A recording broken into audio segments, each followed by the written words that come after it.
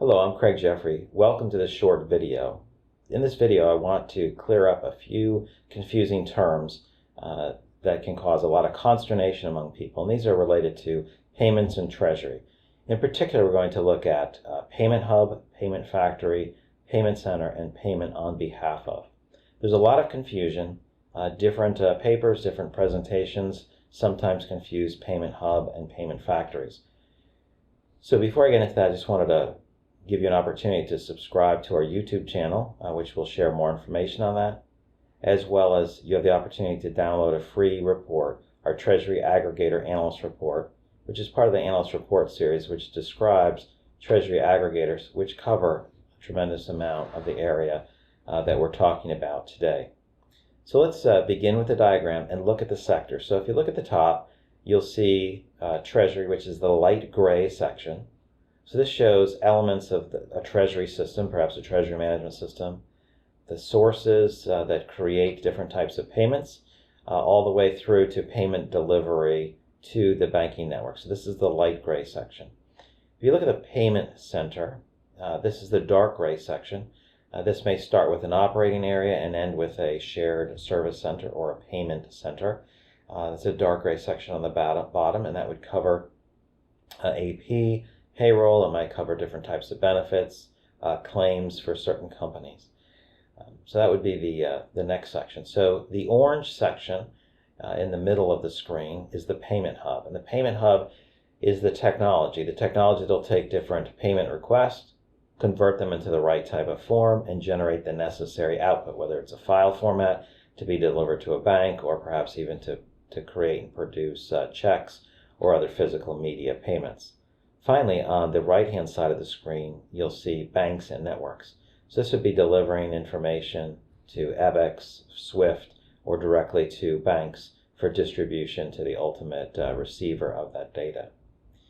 So now let's look at Treasury payments in a little more depth. So at the top of the screen, we see Treasury. Think of Treasury as creating high-value payments, maybe a lower volume, but significant payments related to the debt and capital structure, investments, trade, activity, etc.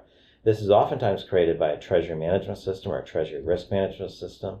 Sometimes it'll be generated from a module of an ERP, and they may or may not use a payment hub. They may deliver and create the formats right within the Treasury management system and then deliver the instructions to their bank. Now, as we look at the bottom section, or where the payment center encompasses, this is where AP and other types of payments originate. The different obligations start there. These tend to be lower value payments with a higher volume, and many organizations find that they have numerous systems, multiple systems, either due to the specificity and the different types that they have, or it's could be the result of acquisitions over time.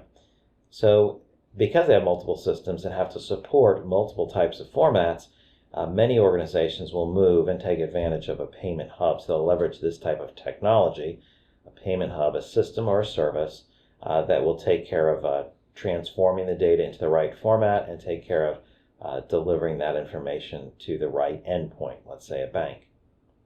Now, if we look at the payment center is really made up of people. Sometimes you hear terms of shared service center, center of excellence, but a payment center are the people that manage the payment process at the end, and sometimes the middle to the end, and sometimes very close to the beginning of the payment process, almost to the point of a liability being created.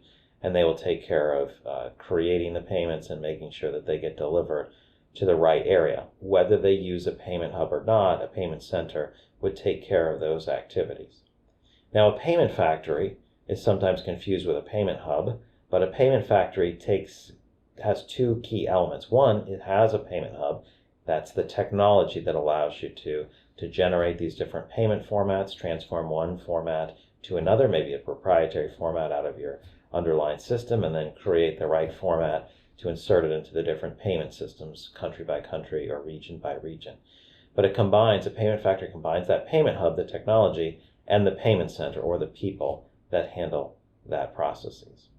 So that's what a payment factory is. It's those two key elements.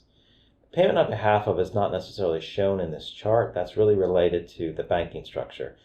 And think of this as if you had 20 entities that had to disperse payments, let's say in the US, you may have 20 bank accounts, and you're cutting checks or cutting ACH payments for each of these entities separately.